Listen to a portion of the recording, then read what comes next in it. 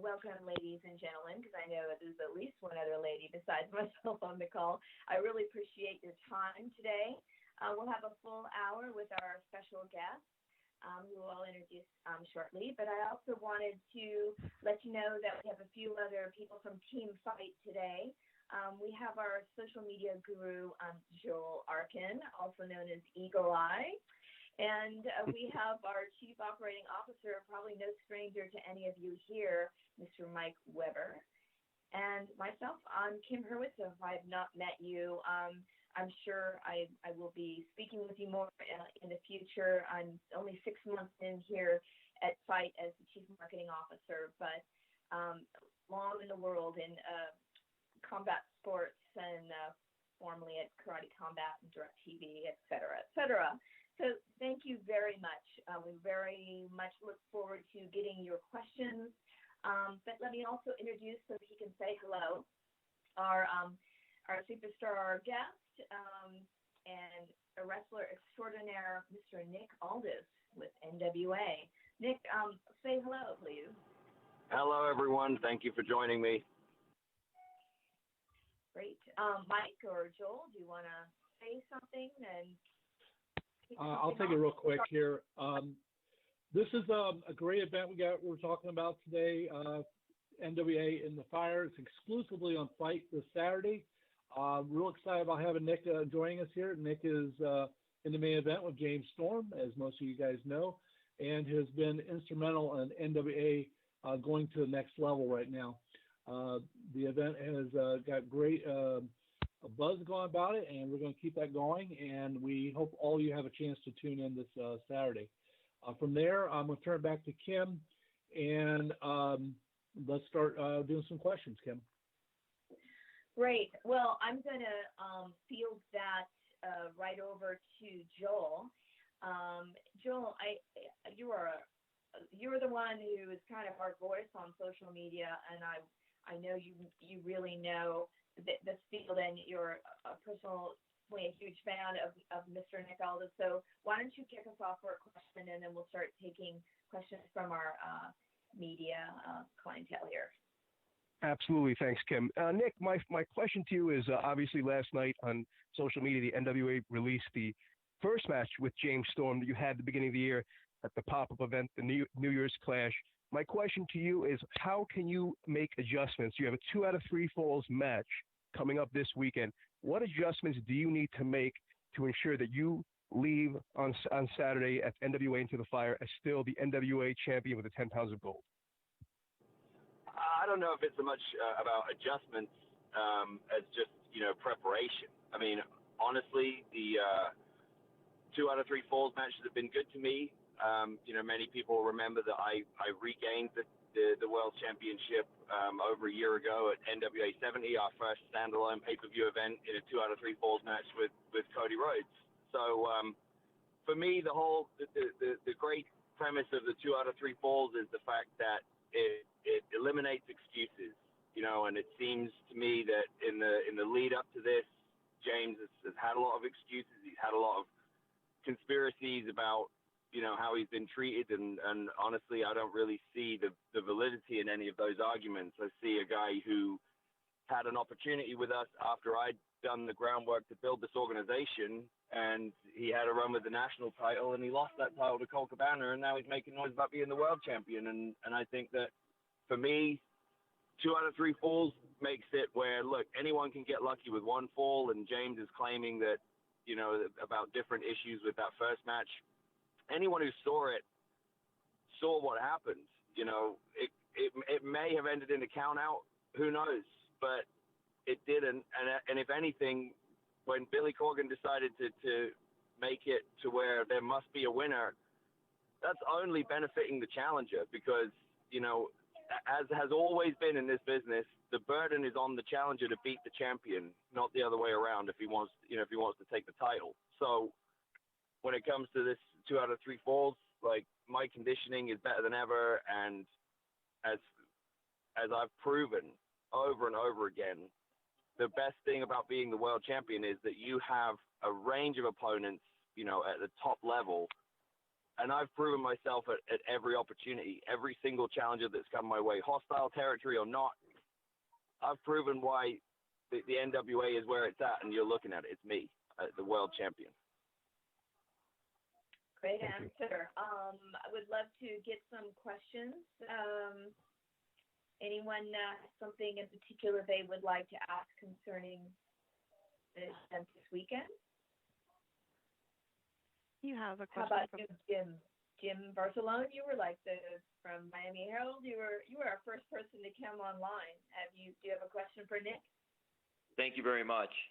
Nick, how have you seen the business change? I mean, see with Fite TV and what they're doing, just some of the things that have changed in the business, whether it be in ring or even out of the ring, and these different ways that wrestlers can be seen and viewed. How do you view the changes over the years? I think that it's I think that we've seen one of the healthiest shifts in pro wrestling over the last sort of 3 or 4 years. That's really been. In terms of historically, it's probably one of the healthiest shifts we've had in decades. And what I mean by that is that, the WWE has a huge monopoly, and, with that comes a lot of power over the talent. And, ultimately, to me, this business is built on strong personalities and guys who can get people to part with their money, be it at the box office or on a pay-per-view event. By having outlets like Fite TV, it has created a situation where guys who truly believe in who they are and what they can deliver no longer have to wait until they maybe get an opportunity with the big company to be able to showcase what they can do, and then have like 20 different people tinker with them, to see if they can sell box office, and who really knows who's doing what at that point. With outlets like Fite TV, you get the opportunity for real maverick performers to be able to go out and say, hey, I think people are going to be willing to pay to see Nick Aldis versus Marty Scurll, or Nick Aldis versus James Storm, or this guy versus that guy. And because of it's honestly, it's really about the ease of access. And it's a real game changer, because now guys can really bet on themselves. And obviously that's a phrase that's been thrown around quite a bit, and with good reason, with examples like the Young Bucks and Cody, setting that example, and Marty, and then obviously myself. I was the true main event of All In, and that the reason that event was called All In was because it was about guys betting on themselves, and that's really what this is about. And this is just further proof, because the NWA has created a situation where, with a small operating budget, doubt, and a really just a true belief in what they can deliver and their concept and their brand, we've been able to make a big footprint in the industry in a relatively short period of time without a giant budget. May I have a follow-up question, please? Sure, go ahead. Okay, thank you. I noticed, too, when you come out very well dressed, you're the world champion. What are your thoughts of how you carry yourself when you're on a program, on a show, on a wrestling event? And what are your thoughts of NWA Power and that different type of element that is bringing to us? Look, what's up? Scott Hall said it to me once, and I'm sure he said it in interviews too. In my opinion, it's pro wrestling, right? Emphasis on pro. Okay. If I want people to part with their money to see me perform, again, whether it be at the box office or whether it be on a pay-per-view, then I should be willing to go the extra mile, to make the effort, to present myself as somebody that's worth paying for. I mean, that's really what it comes down to. It's not about pretending to be rich or pretending to be a star or pretending to be something I'm not. It's about conducting myself as a professional.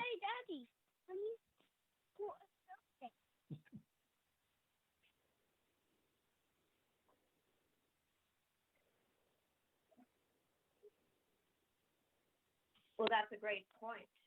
Carmen, there's several people in queue. You can go to Mike Johnson from PW Insider. All right, and Mike Johnson, your line is open. Hey, Nick, how are you, sir? I'm good. Good to talk to you. one of the things I wanted to talk to you about on this call, talk about you mentioned building the company and the NWA brand with a very small team, very little money. Talk about what the camaraderie is like amongst that team, and what it's like having so many talents who have had chances elsewhere, like yourself, like Trevor Murdoch, like Ken Anderson, Eli Drake, etc., who have all found themselves migrating over to the NWA, and what has it meant for many, not necessarily you, but many of them to kind of have a second chance to make a first impression with the audience by being showcased in such a different light with the studio atmosphere. I think that's a great point. And that's really how I see it too. Because I understand that I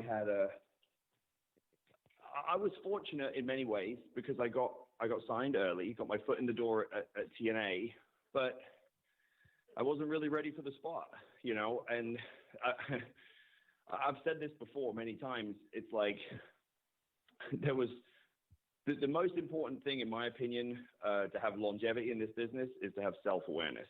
And I think that there was always a part of me that knew deep down that I wasn't necessarily ready to be on TV. But what are you going to do? You're not going to say, well, no, I'm not really ready. I won't take that contract. Thank you. I'll just, I'll wait. It doesn't work like that, right? Like you have to take what you can get. And I was thrown in at the deep end. And look, Terry Taylor said it to me once. He said, you're getting paid to go to college, which is true. I got paid to learn in the ring from everyone from AJ Styles to Samoa Joe to Doug Williams, and then sit under the learning tree of guys like Kevin Nash and Scott Steiner and Kurt Angle and Sting, and it's like everything I am now is basically a product of that education. It just so happens that whereas, decades previously, by the time you saw a guy like me, a seasoned pro with, in his, reaching his prime with, a lot of good experience behind him, that was the first time you saw him on TV or any sort of capacity. But my education happened on TV, so that's the main difference. So for me, I've had to work very hard to sort of break a lot of the established opinion of long-term fans who only, who had seen me from my TNA run and just kind of written me off and been like, he's whatever, because I was whatever then, but it's like, again, as far, you have to believe in your perception. You can't sort of shy away from it. And once I understood that and embraced the idea that, look, Magnus is dead, that guy that you knew then is not this guy, and I've spent 2 years and, with David Lagana's help and Billy Corgan's help, have reintroduced the world to Nick Aldis. And now there's a whole new wave of fans, young and old, who are going, Nick Aldis is the real deal, Magnus who? And when it comes to the other guys and the camaraderie, there really is. Like, I've never been in a situation where you truly felt every single person, not just talent, but every single individual involved in NWA Power was really on the same page and really wanted it to succeed. I don't recall a single complaint. I don't remember any gripes about, oh, I don't like what I'm doing. I don't like this. I don't like that. Everybody there was just plugged into this energy source, and it's very gratifying from a sort of professional level for me, where a lot of my peers, many of whom were in the business before I was, were deferring to me as the top guy, like take a guy like Ken Anderson or Trevor Murdoch, guys like that they've been to the big show, and yet they're coming to me and being like, what do you think, champ? Like what, and that's, when you have the respect of your peers, that's an indication that you're on the right track. And I have that, and they have my respect. And that's the way the NWA is. It's seasoned professionals who respect one another and want everybody to succeed and overall want the company to succeed first and foremost. And just a quick follow-up on that. When it comes to the Into the Fire pay-per-view, obviously the build-up from the show was the NWA Power studio show I mentioned earlier. Talk about how producing the studio show and actually having a week-to-week product changed maybe your perception of what the NWA could be under Billy Corgan and Dave Lagana versus every so often we're doing pop-up shows, we're partnering with other companies. How did the creation of the studio show change the perception of what the brand could potentially have for you? Well, it's a double-edged sword, I think, because obviously we always had a view to sort of graduating to that point, but we also knew that, hey, once we start doing this, like there's no looking back. You know, people are going to expect this level of output. So now the onus is on us to be a viable business model. You know, I said this, I had a call yesterday, a media call, and I appreciate every media outlet that is looking to help us get the word out and spread the word about this pay-per-view. The pay-per-view is performing very, very well. We've already exceeded the total buys for NWA 70, which was headlined by me and Cody, and we still have days to go. And one of the things that I talked about on that call yesterday was so many fans get wrapped up in this idea that people running wrestling companies are spending 80% of their time talking about booking and creative, you know, like, hey, who should wrestle who at the next pay-per-view? And it's like, that part's easy. Like, I truly believe that most of the frustrations people have when it comes to what they see on other wrestling shows is because it's overthought. You know, like we just listen to the audience. You know, I'm fortunate that my reinvention, as a wrestler coincided with the reinvention of the NWA and the reintroduction of the NWA as a viable brand in the professional wrestling sphere. But when it comes down to it, like we sit back and we pay attention to the audience and we read the feedback, good and bad, on everything, and we go, hey, people are digging Thunder Rosa, you know, people seem to love Trevor Murdoch. We didn't sit there and go, hey, this is our plan for Trevor Murdoch. He's going to do this and he's going to do that, and then he's going to be, you know, considered, on this, renaissance of his career. He did that. We just said, I got a feeling that Trevor Murdoch would be a good fit for us.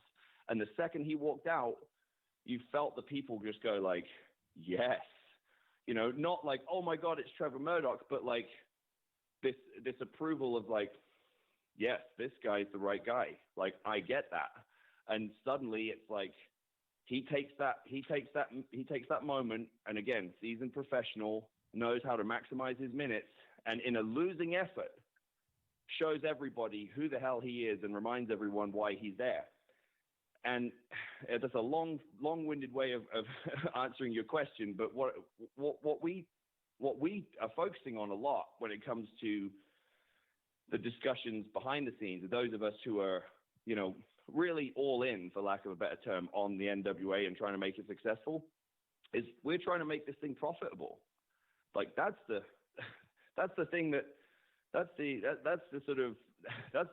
crunch for most wrestling companies is, yeah, it's great, but can you make it profitable? And I can say we are so much closer to being profitable than any of us had predicted, you know, at this stage in our life, because we're only 2 years in, you know, and Billy had a 20-year plan for this. And then we you know, with the reception that we got and the way that some of our stuff was received, and then having some fortunate happenstance like All In, and then the subsequent relationship with Ring of Honor, and then the big money matches with Marty and the rematch with Cody, and then then moving on, and then finally graduating to our own standalone show. We've had, we've been able to develop a model that is much closer to being profitable than people realize. We've heard a lot of industry experts or analysts, for lack of a better term, suggest that, oh, well, it's not sustainable like this. And, that's not necessarily true, because in many ways, like we've said from the beginning, our mantra has been a lot of the time traditional values with a modern delivery system. Well, people who understand the history of the business know that prior to big money TV rights deals, TV was a means to promoting live events and then later on to promoting pay-per-view buys. So YouTube is our TV for now. We want to maximize the amount of eyeballs, build our fan base, cultivate it, and then convert those to pay-per-view buys and to live events and to merchandise. And all of those areas that I just talked about are showing steady growth. So for us, that's the most important thing. Booking and talent and that's easy, because we've assembled a good team. One thing that I will pat myself on the back for is I have a good eye for talent. You can track back through my social media over the last 5, 6, 7 years and shows that I've promoted in the UK, tours that I've promoted, and you look at the lineup of the guys who I picked out, prior to, before they were being talked about in a wider capacity, and look how many of them have gone on to be signed by WWE or AEW or Impact or Ring of Honor and New Japan. We're not concerned about that part. We know who works. We know who can help us make money. So what it comes down to is slowly building our team and assembling it and keeping this energy going, which has been just so infectious for not only the fans, but for anyone who comes to work with us, and just building on that. All right, sir. Thank you for the time. That was awesome response. You're making my job incredible.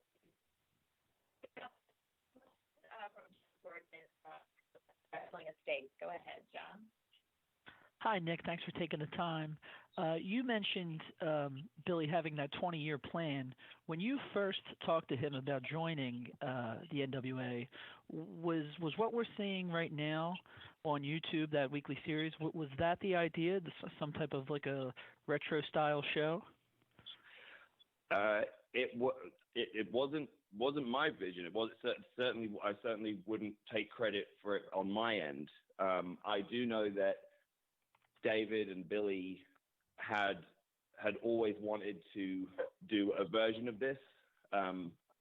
I know Billy has spoken about many times, growing up watching Georgia Championship Wrestling and just really liking the simplicity of it, because wrestling in its purest form is big personalities and conflict resolution.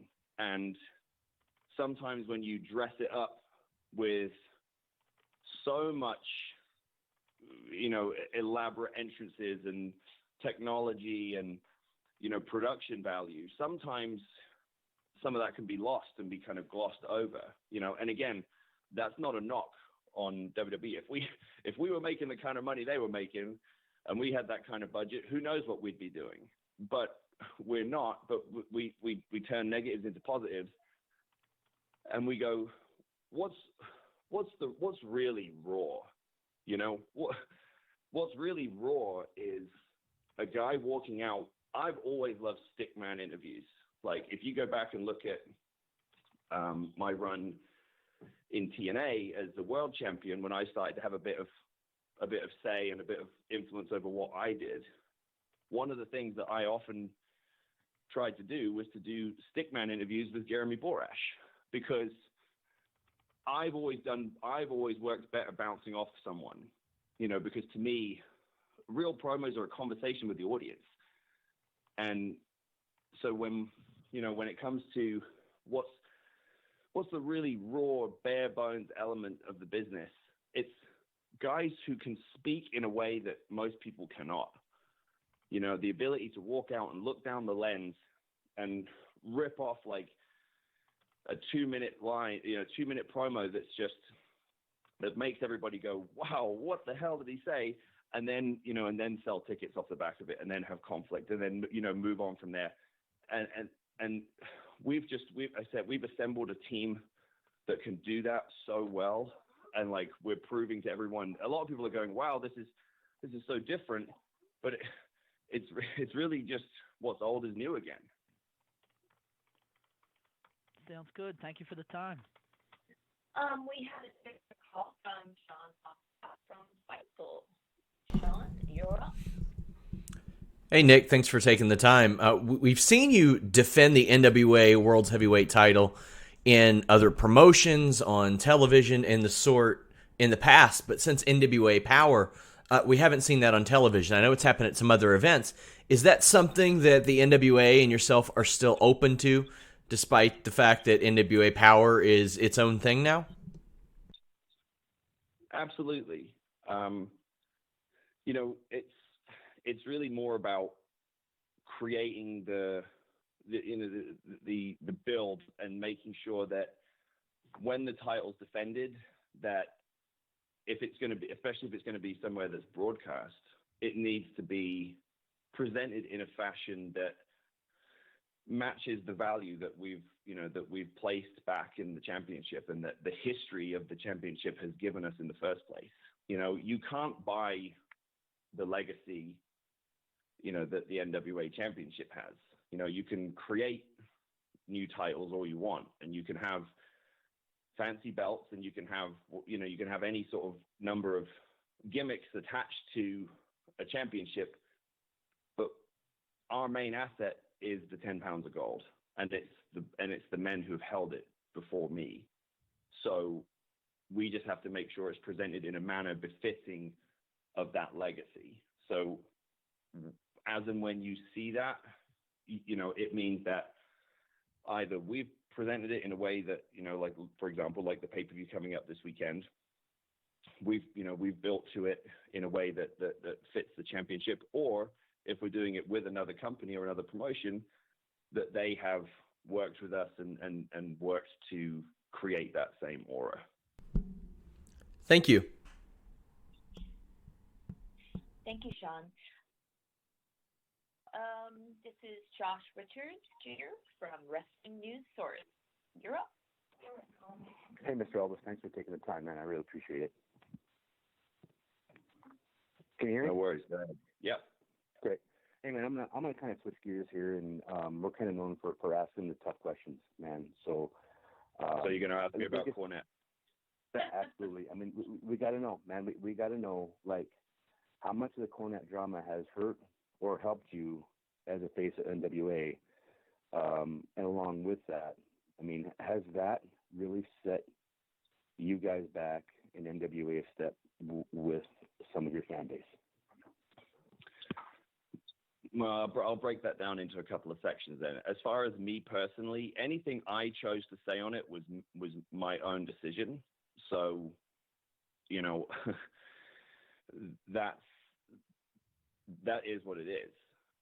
Like I said, I was very careful about the words I chose, and I stand by them. And again, you can go back and look at, I've written articles. I published one on Flag Sports, and I have given interviews where I have strongly defended Jim, when people were accusing him of making homophobic comments, because they weren't homophobic. He was criticizing someone's act. And I said, you can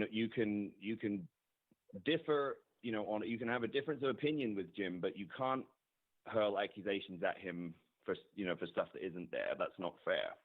But when you make a faux pas like that, it's not up to me to decide what's acceptable and what isn't. It's not up to me to decide who's offended and who's not. And it's certainly not up to me to decide who's allowed to be offended by something and who isn't. Ultimately, my words, my opinion on the subject was purely in the thinking of the boys and thinking of the talent. Because if you have a show like that one where Trevor Murdoch steps into the light and reminds everybody that he's a player, and Melina debuts, and all everybody's talking about is a controversial line from a controversial commentator who has a controversial podcast, that's a problem to me. And that's all there is to it. And like I said, Jim was a hugely valuable resource to us, and I would consult with Jim for advice because he's an encyclopedia of the business. It's just unfortunate that he made a faux pas and refused to own it. And it kind of, for me, it's like I said, it's not the reason that I want the NWA to be trending. And nobody has worked harder than me or David Lagana to make this company what it is. And we don't want things to be distracting from that just because some guy wants to be controversial. So really what it comes down to is, hey man, if that's what you want to do, like, have at it. Go do your podcast, and we'll move in another direction. Because, like, we just don't need that distraction. And is that the part when you're talking about, you stated a few minutes ago that NWA is full of seething professionals. I mean, is that what it comes down to? The basis of this is being professional 24/7 when you're part of the NWA. Yeah, and it's about the company ticking and trending for the right reasons, because we've had 2 solid years, with the exception of like that bad week and a half. We had 2 years of just constantly over delivering where, look, I was there. Yeah. I saw the comments from many publications, some of whom may even be on this call. I don't know, who speculated like, oh, is this Billy Corgan's bought the NWA. What the hell? What's he doing? Well, that's and there was all the snickering and all the back talk and all the kind of sideways comments. And then they went, oh, and they're going with Nick Aldis. And then, fast forward a year later, I'm stood in the ring in the true main event of the most talked about show of 2018. And when we built on that momentum, I defended the title on 4 different continents. I mean, I wrestled in a building that was like below freezing one day. And I've wrestled all over the world, taken bumps all over the world to make people give a shit about this championship again. So I'm not going to let it get distracted just by a dumb line that was unnecessary. And that's like I said, it was unnecessary. And it was, and here's the true, if you can take one thing away from this, let it be this. I guarantee you, all of you listening, I guarantee you that after this weekend and after Tuesday and our new season of NWA Power starts, nobody will be talking about this shit again. Thanks, Nick. I appreciate it.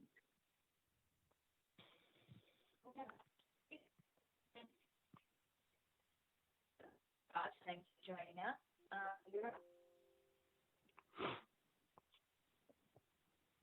Raj, go ahead. Oh, I'm sorry. The voice was breaking up there. Nick, thanks for taking the call. I just wanted to get your thoughts on what you thought of the first season of Power and what changes, if any, you'd like to see in the next season. I thought the first season really set the tone for who we are as a brand. And, I will stand by, especially episode 1 of that show, as, to me, one of the best examples of how to come out of the gate and show everybody, what your brand is all about and how you're different from every other brand in a very crowded marketplace. Some of, as far as, like, we all have our different tastes, certain stuff on the show, like, that, might appeal to others more than it appeals to me, but that's cool with me. As long as we're ticking over in the right direction. Like, we knew that, like most shows, we were going to have a strong opening, and then some of that gets siphoned off, and then what's left is our kind of core audience, and then we build on that. As far as how it went, again, we're talking about a small team, and everybody there worked their tails off to get all of that, all of those episodes done, and to make sure that we brought the same level of intensity and energy on the last episode as we did on the first. Certain things happened during those tapings that made us pivot, like the question mark, you know what I mean? Like regardless of how any one person might feel about it, the guy, he got over, so it was like, so things were adjusted. Ricky Starks showed up, and he's a guy that I've, very strongly endorsed. He shows up, and I think that it would be fair to say that Billy, I'm not saying he didn't see it with Ricky, but he was just kind of trusting my judgment. And then by the time he saw Ricky's first segment on that show, he went, okay, you sold me, right? And I think the audience did too. So it's like, and so there were some pivots, and I think that's a testament to our professionalism, because it's a tape show, and it's not as easy to sort of go, to work based on feedback, which is absolutely what we want to do, because we believe in booking more than writing. And, that's hard to do with a tape show, but I think we did it pretty well. And I think that if anything, I can say my only major sort of note or request as far as sort of going forward was to keep it even simpler. Like, what people really like about our show, in my opinion, is guys going out and cutting money promos. And because it's been so long since people have seen that, and have matches that establish who you are, and then build to something that's important so we can sell some pay-per-views. And again, we're not talking pay-per-view records here yet, guys. But for us, like, we've smashed our last pay-per-view, and we've still got days to go. And typically those are the days where, the last few days are when most of the buys come in. So like, we're proving our concept, and what's most important is that our audience that we have, we're converting them to pay-per-view buys, and that's really what we're all about. So what you'll see, I think, in the next season is a stronger emphasis on guys getting a chance to just go to the podium and cut a promo and make people care about them, and the rest will fall into place based on who the natural matchups are, because that's my philosophy in booking anyway. I'm not the booker, but I have a say, and that's my philosophy on booking is the matchups present themselves, and the personalities as they emerge, you see who matches up well with each other, and then you go from there. And as a follow-up to that, you talked about the importance of promos and just how, in my opinion, NWA has had the best promos on television. I agree. Most of the strong promos right now are coming from a lot of the veterans. Yourself, James Storm, Tim Storm. Who are some of the young up-and-coming talent that you see that have that gift of gab that you could see really knocking them dead? You had mentioned Ricky Starks. Are there any others? Yeah, I mean, Starks would obviously be one of the first ones I would mention in that regard. I think people are going to be surprised when Thunder Rosa gets a chance to speak. Certainly in that environment. Obviously, her presentation is so vastly different, and she's kind of arrived with on the scene with such ferocity based on her in-ring performances and her intensity in the ring.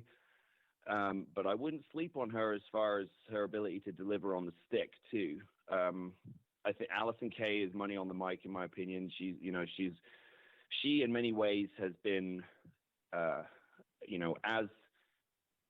as good a representation of the NWA as I have, on the women's side, in the way she carries herself and the way that you can really see in the way when she conducts herself that she really believes that she's the champion, and that's really the most important thing. And then there's going to be some new faces. We're going to see some new people coming up, and again, like I said, by the time this weekend's finished, I think that the conversation about the NWA is going to be all about what you've just seen, or if you didn't get the pay-per-view, what you just missed. And that's going to be, who knows who you're going to see in front of that podium, speaking on that microphone. And that's, that's an exciting prospect. And let's not forget that people like to talk about the departure of Cornette, but the blessing in disguise we got from that is the addition of Stu Bennett, who I think is going to absolutely crush it on the broadcast team. Absolutely. Well, thank you. We have another call from Fightful Wrestling. You've got the floor. Take it away. Oh, thank you very much. Hi, first time. Hey, Nick, thank you very much for taking the time today to talk to us. No problem. Thank you.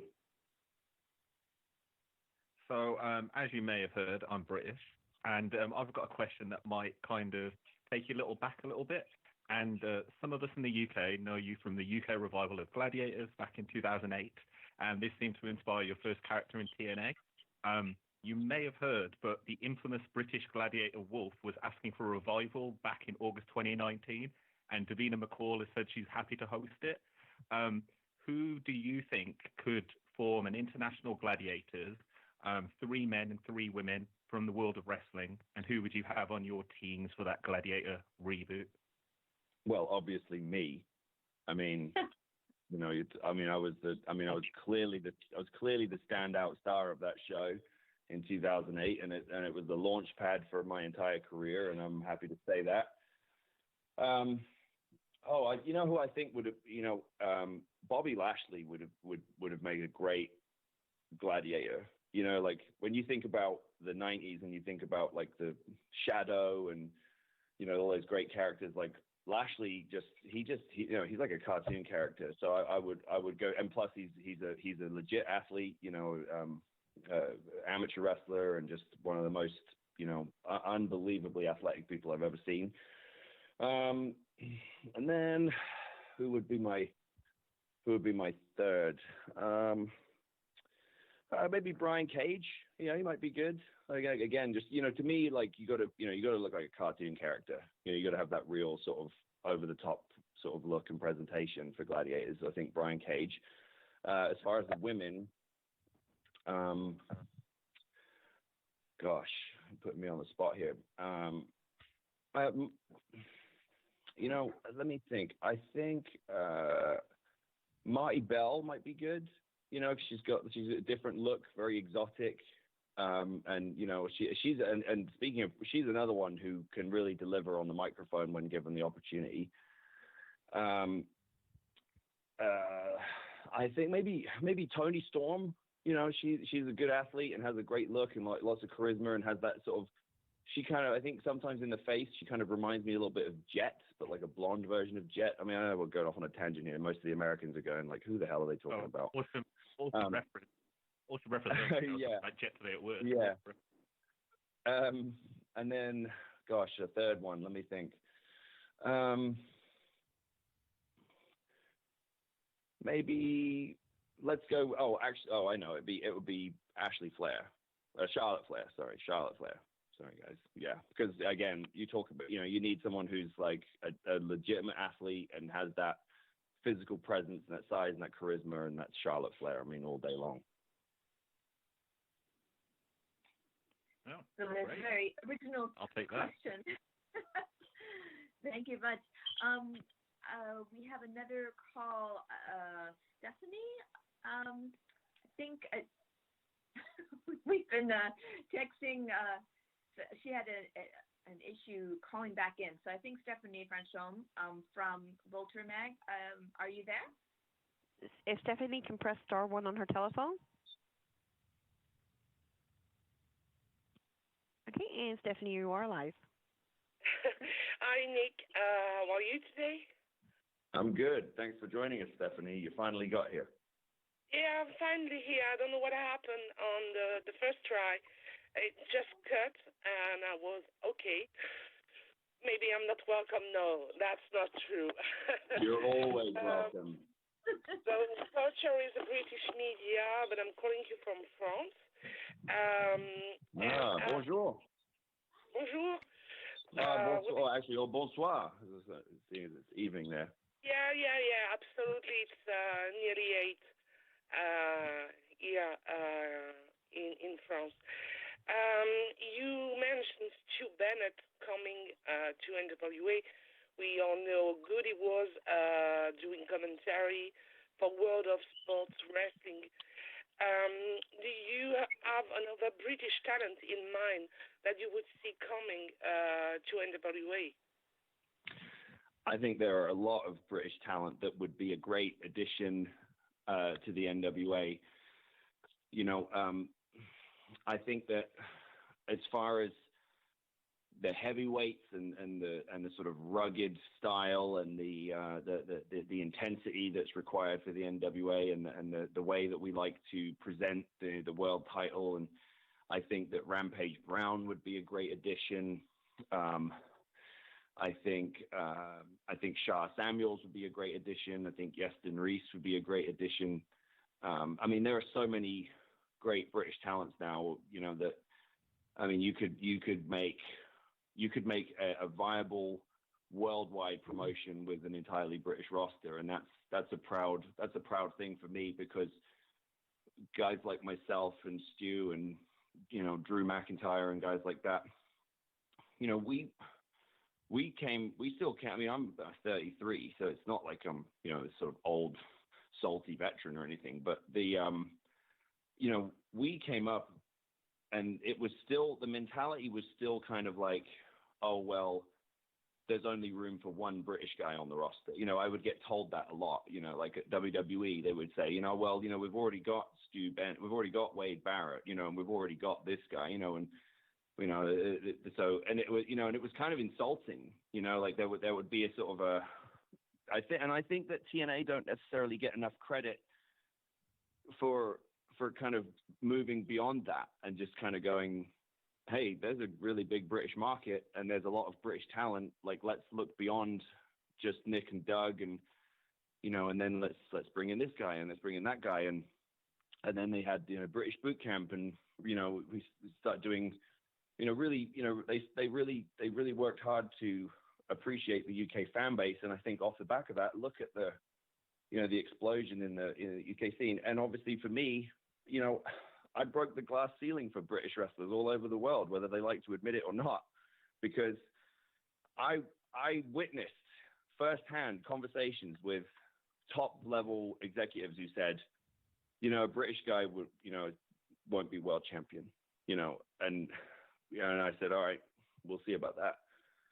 And now it's like, there's a whole new generation of British wrestlers coming through who aren't even thinking about that, who aren't even thinking, I wonder if I'll even get a chance to be the world champion because I'm British. Like that's gone now, and I'm not saying it's all because of me. It's, but I play a significant role in it. And, and you take guys like Marty Scurll, who's become one of the hottest stars in the industry and, soon to be one of the hottest free agents, and Stu Bennett, who's, he's got a sort of legendary status now in the business, and he's coming in as a broadcaster, and he could punch his own ticket anywhere. So it's like, it is proud. And like I said, we are spoiled for choice with British talent. And those three names I just mentioned would probably be the first ones on my list, but there are many more. We all know that NWA is really something purely American. Do you think the product can go worldwide and reach different audience all over the world? I do, and like here's live pay-per-views. Yeah, I do think so, and I think that we have seen a lot of, for example, we have seen a very strong feedback from France. We've seen a very strong feedback from Germany. We've seen some strong feedback from Israel. I mean, I got word the other day that so far of all the pay-per-view buys we've had, there are pay-per-view buys for Into the Fire from 41 different countries.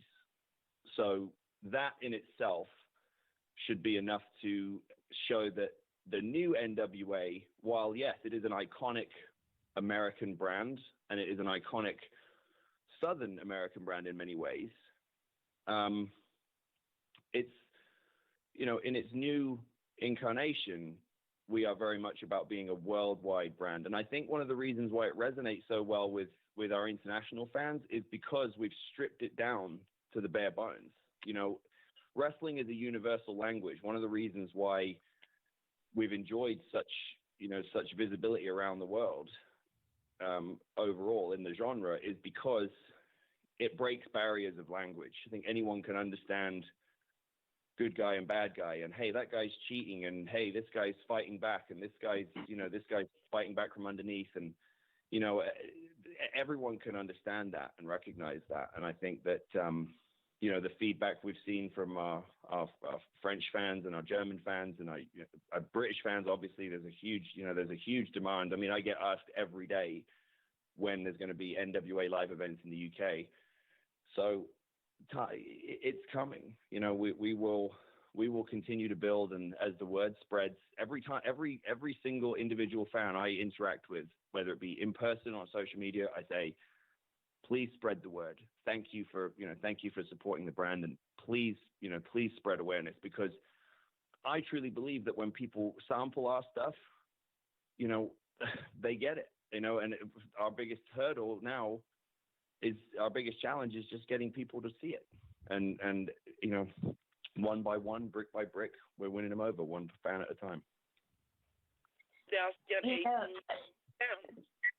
Thank you. Thank you merci. for calling back in. I really appreciate it. Thank you. Segue to how we feel here at Fite about this brand. We're very, very supportive of NWA and work with David and Nick and all the fighters and Billy as well. We have a great fan base of registered users. We've got 2.2 million registered users now on Fite, and we have sold events into more than 180 countries. A lot of people don't realize there's even that many countries in the world. There's actually even more than that, but and we'll get Antarctica yet. It's the fans really are everywhere. And Nick, I would imagine we probably have Into the Fire orders in more than 40 countries now. That's amazing.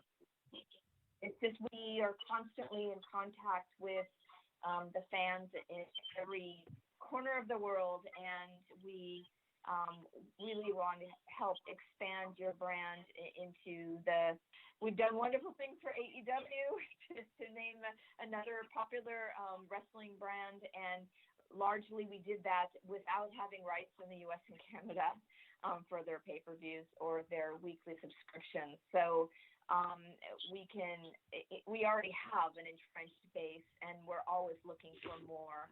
And I really want to thank all the media personnel that have joined us today, because helping us spread the word. Please put it out there.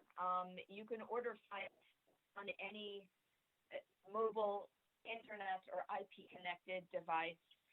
We're adding more every time there's a new one invented. We'll be on there too, and it's a great for premium product. And of course, with Fite, you also get DVR and live chat if you dare, and it replays, and you can watch it again and again. So I don't know if there's any questions that pertaining specifically to the pay-per-view event this Saturday on Fite. You got time for maybe one more call or one more question? Or Nick, you have a question as well? I have a question, Kim. Joel again. Nick, I just wanted to quickly ask you, with so many wrestling shows and pay-per-views being 3 hours, 2 hours, 4 hours, 5 hours, do you feel that the 50 minutes on this great platform, YouTube, so everyone can watch it, do you feel that is enough time for NWA Power? Would you like to see more, or you think that's just the perfect amount? For now, I think it's the perfect amount. I believe that we like to leave the audience wanting more, and one of the things that we see frequently in the feedback, from the episodes is people going, "Oh my God, like I can't! It's already finished. I can't believe it." And not in a bad way, like they got ripped off. Just kind of going, "Wow, that hour just flew by." We we value the audience's time, and we want to deliver quality, not quantity. And again, one of the reasons that we've stayed on YouTube for now is that because we want to be able to have control over our concept, and the best way to prove concept is to put it out exactly how we want, and then see the feedback and see people react to it, because that way it puts us in a much stronger position if somebody wants to partner with us down the road, as far as broadcasting, because we go, look, this is our product. Okay. This is what we do. And, we know that there's a lot of wrestling on television. And, I know I personally don't really have, I don't have 3 hours. I certainly don't have 7, to dedicate to watching wrestling. And I believe that when I choose to watch wrestling, when I choose to consume the product, I'm typically going to YouTube, or I'm going to an on-demand service like the WWE Network, and I'm picking and choosing what I want to see. And, because I want to be able to trust that what I'm seeing is going to satisfy my needs. And that's what we're trying to achieve with Power, is we're trying to gain the trust of the audience, so that they know that if they give us an hour of their time, or if they buy a pay-per-view and they give us 3 hours of their time, that they're getting 3 solid hours of quality content that leaves them wanting more and doesn't leave them thinking, oh, I'm glad that was over. Yeah. Thank you very much. Well, you certainly deliver the quality, and I think that's what consumers want. Any other last minute questions? Dave from SiriusXM, you want to chime in for one last question real quick? Or anybody else? How about you, Mike? Mike Weber? No, I think we're good here. I really appreciate everybody joining us today, and we're very proud to be associated with NWA. It's been a great organization for many years, and Nick and Dave and everybody has really brought it to the next level. And we're looking forward to doing this and many more in the future with us. And they're a truly worldwide organization, as we are as well. So thank you, guys. I appreciate it all. Nick, thank you so much for your time today.